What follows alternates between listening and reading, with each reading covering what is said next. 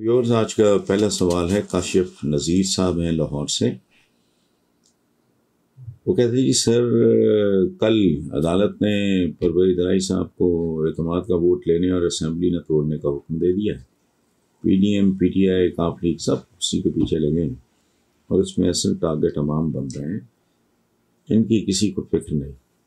आप इस सूरत हाल को कैसे देखते हैं?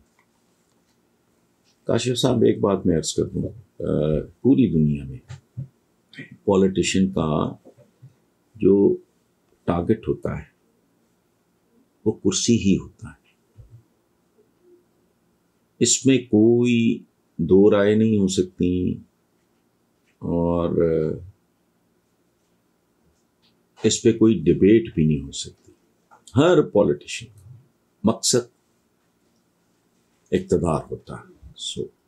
हमारे लोगों में और उनमें फ़र्क ये है, हमारी अक्सरियत आती है लूट मार करने, टॉर टप्पे के लिए, शो शाह के लिए, झंडे लहराने के लिए, प्रोटोकॉल लेने के लिए, कब्जे कुब्जे करने के लिए। ये that is the only difference. So इक़्तिदार पे फोकस किसी सियासतदान का होना वो कोई इतनी अजीब बात नहीं है। असल बात यह है कि आने के बाद आप करते क्या हो। तो ऑब्जेक्शनेबल बात ये नहीं है इक़्तिदार पॉलिटिक्स में आने का तो मतलब है। मैं जर्नलिज्म में आया हूँ तो मेरा जाहिर है मैंने लिखना है। 32-33 साल मैंने कॉलम लिखा। अभी हमारा अखबार आ जाएगा समा का, जब तो मैं दोबारा लिखना शुरू कर दूँ। बोलना है, बात करना है करंट अफेयर्स पे, इधर उधर जो भी।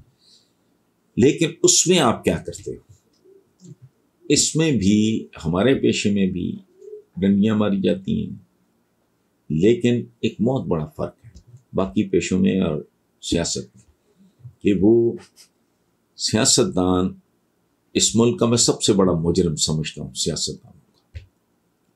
सियासतदानों सबसे बड़े मुजरिम, क्योंकि ये बुनियादी तौर पे इनकी जिम्मेदारी है अवाम का इस्तेहकाम, उनकी माशी अखलाकी देखभाल, बुनियादी जो हुकूक, रोटी कपड़ा मकान।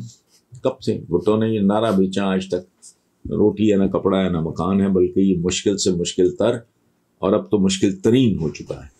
सो ये जब तक अवाम खुद अपने दोस्त नहीं बनेंगे ये काम ख़त्म नहीं होगा।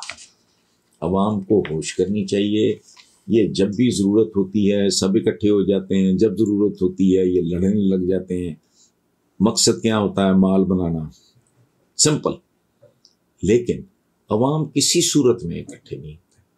अगर ये बात अवाम को, जो बात आपने की, अगर सबको समझ आ जाए कि यार ये क्या चोरों के जत्थे हैं, ये हमारे बच्चों के हक खा रहे हैं, हमारे बच्चों का मुस्तकबिल बर्बाद कर रहे हैं, कहानी ठीक हो जाएगी। बंदा ट्राई करो, पूरा नहीं उतरता, ठुड्डे मार के कर दो, ठुड्डे चपेड़े, घर से निकलने जो गाना रहेगा। आजमाओ, एक के साथ ये सलूक करोगे, दूसरे के साथ करोगे, बंदे का बच्चा बन जाएगा। शैतान भी होगा ना, उसकी हिम्मत नहीं पड़ेगी। लेकिन यहाँ क्या है, हर बंदों ने अपने अवतार, अपने देवता, अपने बुत तराशे हुए। मैं जो कहता हूँ कि शख्सियत परस्ती बुत परस्ती से ज़्यादा खतरनाक है।